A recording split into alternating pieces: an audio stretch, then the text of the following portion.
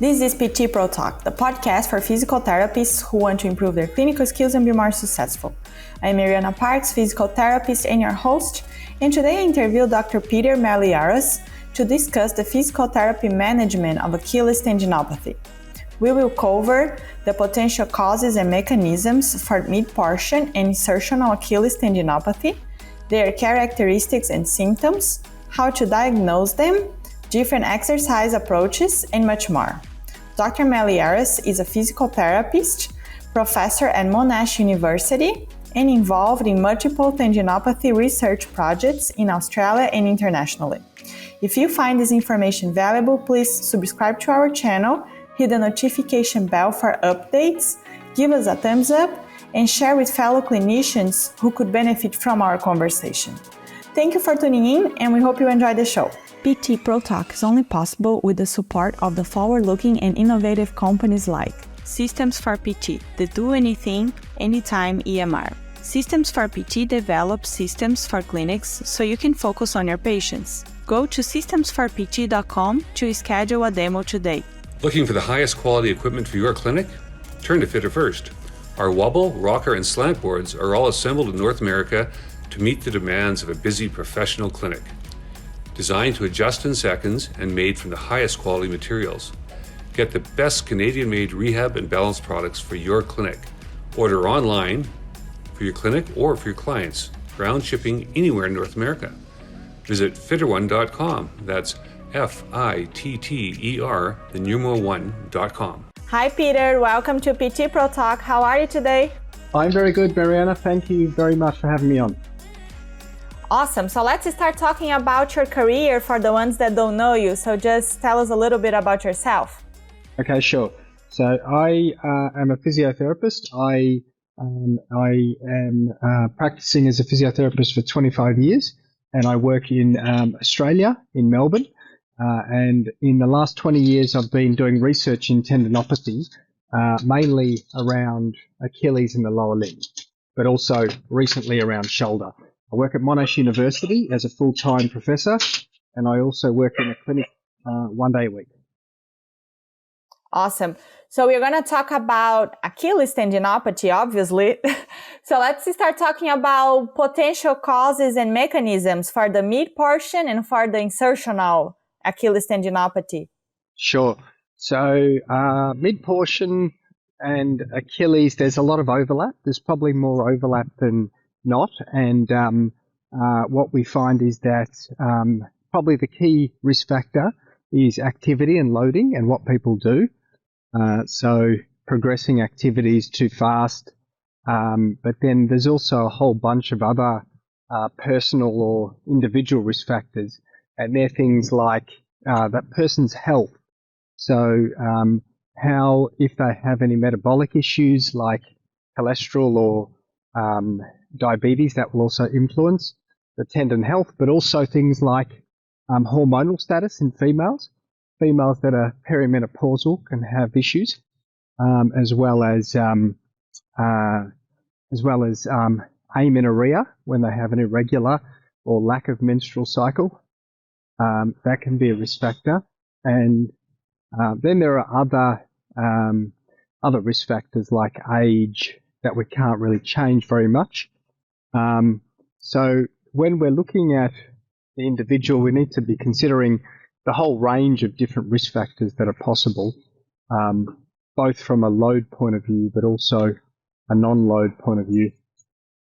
One of the interesting things is that we think of tendinopathy very much as a load-related problem and as a biomechanical problem. But biomechanical risk factors are probably contributing, but they're a small contributor. So they're not very strong contributors. I see in my practice two broad groups of patients, and they are patients that have very load-related problems and others that have problems that are related to other health conditions, like being overweight, high BMI, cholesterol, hormones, systemic arthropathies, inflammatory problems, and diabetes. So they're a distinct group of patients, and then you've got The other ones, often the younger, more active ones, but also older athletes that have more load-related problems. So that's very interesting what you mentioned about metabolic issues. So how would be that mechanism? How would that work? Yeah, it's a good question. So with the metabolic induced tendinopathy, it is thought that the metabolic factors, so it could be diabetes or cholesterol, has a direct effect on the metabolism of the tendon. So it directly influences what's happening in the tendon, and the tendon then is not able to keep up the homeostasis as usual and keep up the usual mechanisms of keeping itself healthy. And at some point, there's development of tissue pathology. So that's probably how it happens.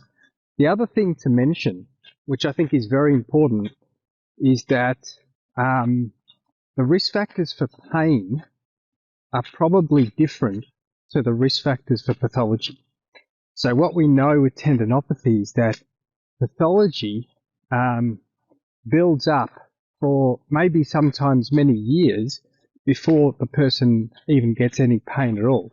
So the onset of pathology and tissue changes happen far before, sometimes for maybe 5 or 10 years before the person actually has pain. So when we're talking about change in loading and metabolic factors and all these things, we're probably talking more about tissue pathology, and they might be risk factors for pain onset as well. But the risk factors for pain onset are also much more broad, because we know that pain is biopsychosocial. So, other factors within that biopsychosocial understanding of pain could also influence the onset of pain as well. Very interesting. I never thought about that, those two different points of views, pain and pathology. So the pathology, the risk factors can obviously cause pain, but you have other risk factors on top of the ones that cause pathology that can cause pain. Any other one other than biopsychosocial that you mentioned? Well, I think so. Biopsychosocial. The biopsychosocial model is just one of the current models for pain. So that sort of puts forward the view that pain is that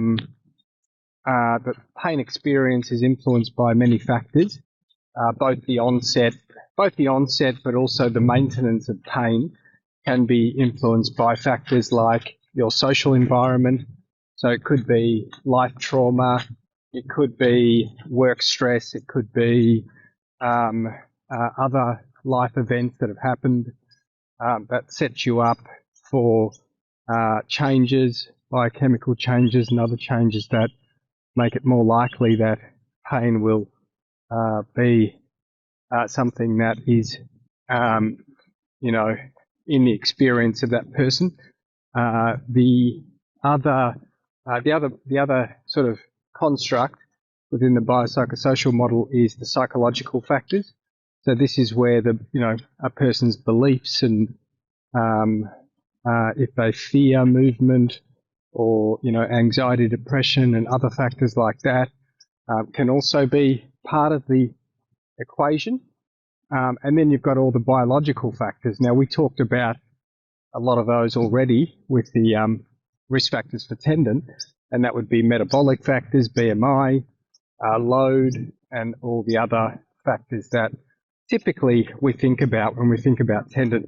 So I guess what we think about as tendon risk factors are more so the biological factors within that biopsychosocial model.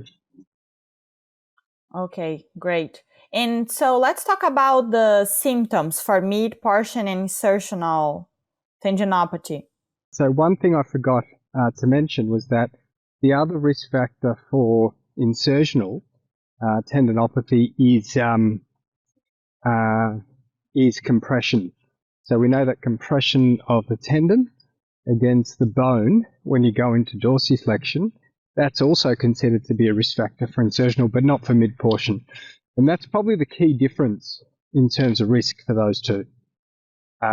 We have a lot of people putting forward opinions about the differences between those two and whether we have, sometimes people say mid-portion is more young and active and the insertional is more the metabolic and the older and the higher BMI people. But I don't think we have any clear evidence to support that. And certainly my experience is that you can have both the very active people and the less active people suffering from both insertional and mid-portion.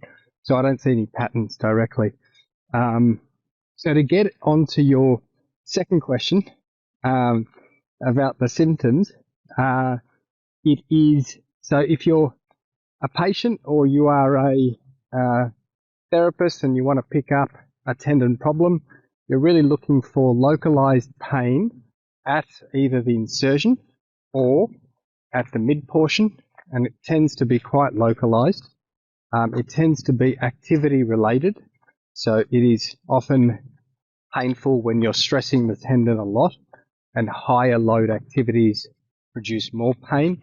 So things like doing a calf raise might be painful, but doing a hop could be more painful. So they're the types of things that we look for. Some people get stiffness in the morning, and that's where you start to walk after you've got out of bed and it's very sore for the first few steps. So that can also be a feature as well. Okay, and how about the gradual nature of the condition? Do you feel like the pain is gradual, or that's not true? Yeah, that's a really good question. That is a really good question because there's a lot of debate about that. So I personally think that it's not always gradual. So if you ask a patient, was it gradual onset? Sometimes they'll say, no, I suddenly felt it when I was running. But that doesn't mean that there's been an incident or a trauma. It was just suddenly felt when they were running. And that's quite possible that it was suddenly felt, but it wasn't this gradual sort of, getting worse and worse, slowly. So that is I think possible for them to report that, yes, it was sudden. But what we know is that it often doesn't involve trauma. So there shouldn't be any trauma where if they say, oh, I had something like, a trolley hit me in the back of the leg, or there was a trauma where I, did something like fell and landed on the foot. That's often not a good history for a tendon problem. It's usually when they're doing running or walking activities for the Achilles that it will come on, but it could be gradual or it could be sudden. The other thing that we need to think about with that is that the patients often are not very good at providing a thorough history and an accurate history, and it's just because they can't remember. So often patients can't really recall. So if you ask them questions like that, some will be quite, certain and be able to recall. Others will be less able to recall what actually happened. Mm-hmm. Mm-hmm. And what activities that can cause pain? So generally in terms of activities, it tends to be, we define something in tendons called stretch, shorten, cycle. So stretch, shorten, cycle is usually things like walking, running, or jumping. So it's those activities that are most painful for someone who's got a tendon problem when they do walking, running, or jumping. And it's usually during the activity, if they do too much, or if they do high intensity, like running up a hill or walking up a hill, or it's after the activity. And it could be that evening or the day after that it's sore as well. So those types of activities, they tend to load the tendon very heavily they're high load activities for the tendon, so more likely to produce pain. Okay. And so how do you diagnose an Achilles tendinopathy? Okay, so diagnosis is primarily based on the clinical history.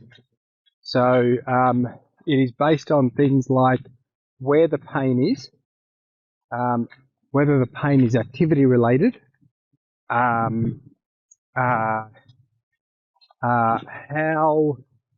things like morning stiffness, how the pain behaves.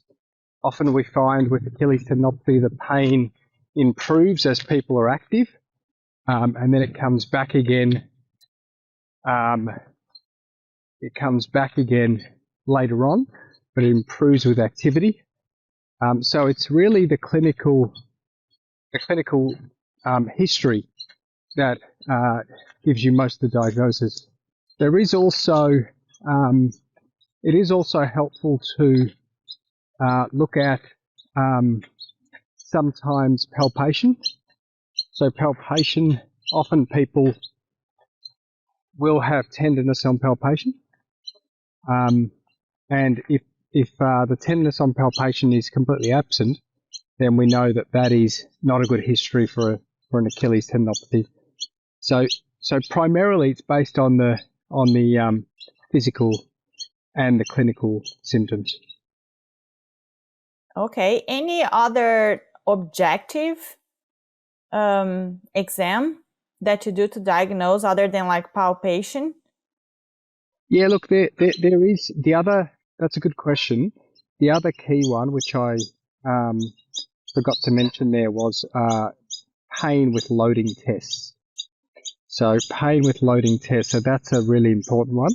So pain with tests like hopping tests, calf raise tests, and you have to explore those and do a series of them. So you do gradually increasing load. You might go from a double leg calf raise to single leg, and then to single leg over a step, and then to single leg with a knee bend, and gradually increasing the load. And then with hopping, the same thing. You might do double, 2 legs, then 1 leg, then hopping forwards and sideways, different types of hopping. So those are really good tests because they will stress the tendon, and often you'll get then reproduction of pain. So in summary then, for diagnosis, you're looking at where the pain is. You're looking at is the pain activity related? So does it tend to come on with activity or after? Is the pain is it tender to palpate? And then also is there load test pain? So they're the ones that we look for.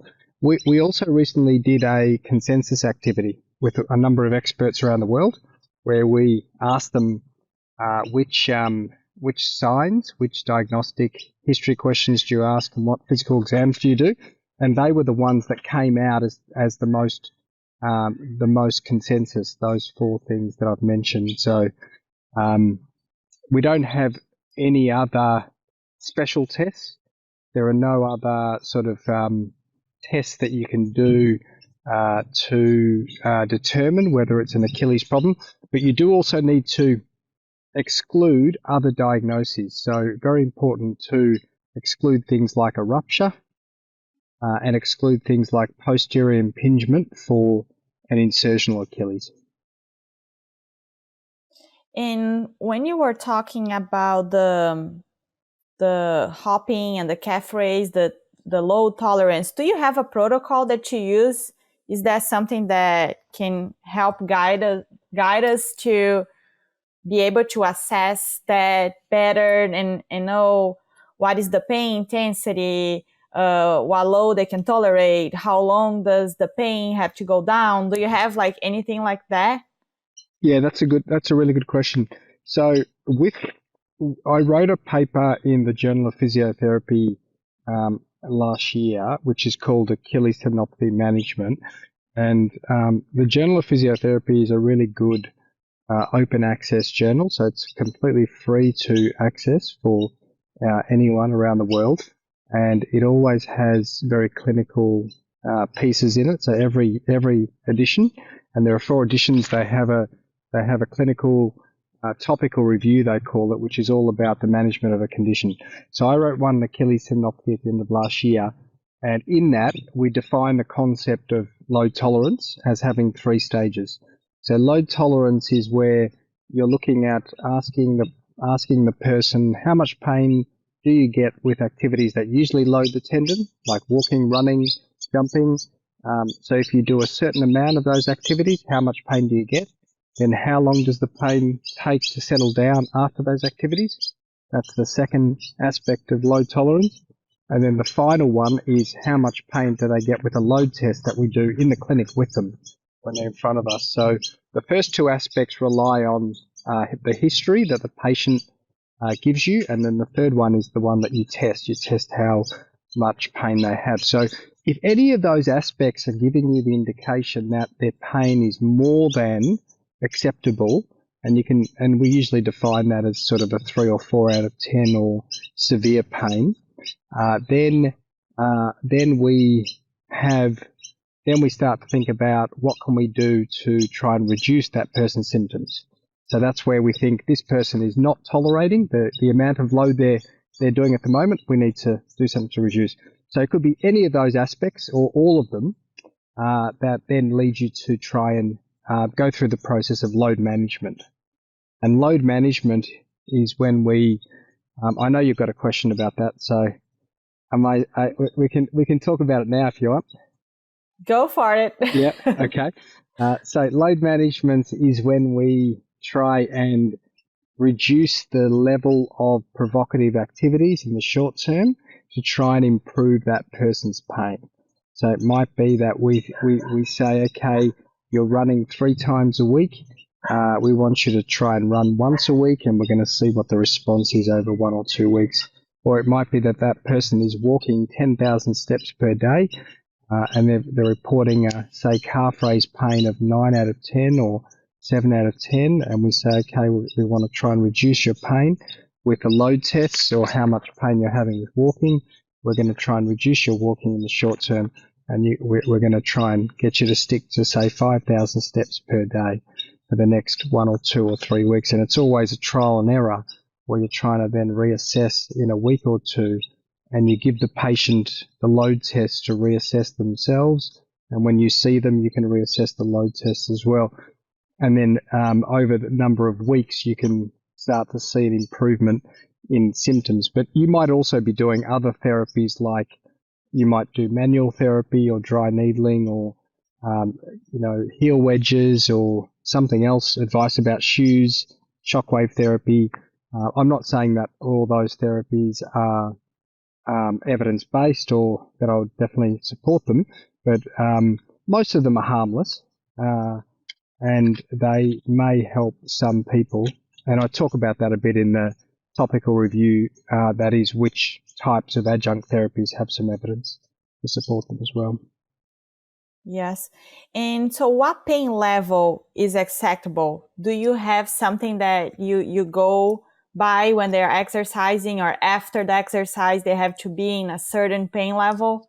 Yeah, that's a really good question, because also there's a lot of debate about that. So you're asking some tricky questions there, because no one really has an agreement on what acceptable pain is. So some people say, there are people in the literature that say no pain is what we should go for. There are people but most people accept that a little bit of pain or some pain is okay. I think the important thing is that the pain during rehab is improving over time. So if the pain is just is getting worse or taking weeks and weeks and weeks to improve with certain activities, then you've got to try something different. But I think I generally go towards defining it as some level of symptom that is going to be acceptable for the patient. So you can put it back to the patient and say, do you think this level of symptom is acceptable for you? Another way of doing it that I use in clinic is to say, I'm going to ask you whether the pain is mild, moderate, or severe. And if it's more than moderate, we're going to try and modify what we're doing. And that is an easy way for the patient to understand what you're talking about, because often with the 0 to 10 numerical rating scales, some patients find that difficult to understand, I find. So mild, moderate, and severe, anything above moderate is something that we want to then try and manage. Yes. So my final question is, I saw that on your paper you compared the evidence on some approaches. So would you briefly talk about the Alfredson, modified Alfredson-Silbernail having slow resistance? Yep. Yeah, absolutely. So when we look at the evidence for exercise in the literature, what we see with Achilles tendinopathy is that there are a lot of different ways of doing exercise, and it is usually things like progressive exercise or eccentric based exercise, like the Alfredson, where they just focus on eccentric, or the Silbernail program, where it's a progressive, going from concentric, eccentric, then going to eccentric, and she also adds plyometric and speed with the Silbernail program. There's also the heavy slow resistance, which is really just getting them into the gym and loading heavy, and that one's more progressive in terms of load intensity. But what we find when we look at the evidence for outcomes in these programs is that there's not really much difference between them. So there's probably a little bit of evidence to say that maybe some of the other programs are better than the Alfredson program, if you look at those ones. But overall, when you're looking at the outcome of pain, there doesn't seem to be much difference in all those programs. So my advice to clinicians is, if you're dealing with someone who has got a problem where you're just trying to get them to tolerate loads better, it probably doesn't matter very much which exercise program out of all those programs that you choose, as long as you're progressively bringing in a load that is more and more, that is challenging their system to cope with external challenges. Where it does get a little bit more a requirement to look at the loading type you're doing is when someone has an impairment in terms of their strength. So, for example, when you find that they've got weakness in their calf, then you need to do an exercise program that is able to recover whatever that calf impairment is. And that's where the argument for the heavy slow resistance program is probably strongest, because that's probably the program that is most likely to bring about improvements in strength. Because what we see from a lot of studies is that when you do the Alfredson program, and even some of the other programs, people don't necessarily get improvements in strength. So even though they're doing all this exercise, the calf strength doesn't go up. So my advice is, look at the patient you have. If they have a strength impairment, you probably do want to do something that is able to address that strength impairment, and it could be the heavy slow resistance. Otherwise, it may be patient-centered, where you can do a number of different exercise approaches as long as you're progressing load and the patient has a good understanding of their problem and good education. Then they're probably going to have a good outcome regardless of the type of exercise that you do. Yeah, and a lot of people talk about eccentric, and eccentric, I think, became very popular. So these other approaches, they don't do just eccentric, right? They have isometrics, concentric, eccentric. Yes, exactly right. Exactly right. And the thing is, there's no best way of doing it. We know that now. There's no, eccentrics is not special, isometric is not special, concentric is not special. It's just trying to find out what you're trying to achieve, what's best for the patient at this time. Often isometric is less provocative early on, so we start with that. But then you've got to progress to concentric, eccentric, and then if you want to really load them maximally, you might even progress to something like an eccentric later on down the track. So there's probably a rationale for doing all these different types of exercises. But we know that for the pain outcome, none of those types of exercises offer anything different or anything special. It really is when you're starting to think about more the functional, physical outcomes where you can start to then think about different exercise approaches. Awesome. Peter, thank you so much for your time. If people want to find you or find your paper, you already talk about that, but if they want to reach out to you, is there a way they can find you? Absolutely. So if you go on Twitter, my Twitter handle is Dr. Pete Malliaras, but also if you look at www.tendinopathyrehab.com, I've got a blog there with tendinopathy sort of education, but also there's an online course that I do. There's also an email, so I'm happy for people, if they've got questions, specific questions, to email me via that website. Awesome. Thank you so much for sharing your knowledge. It was great to learn from you today, so I appreciate it. Fantastic. Thank you very much, Mariana, for having me on. Thanks a lot. Thank you.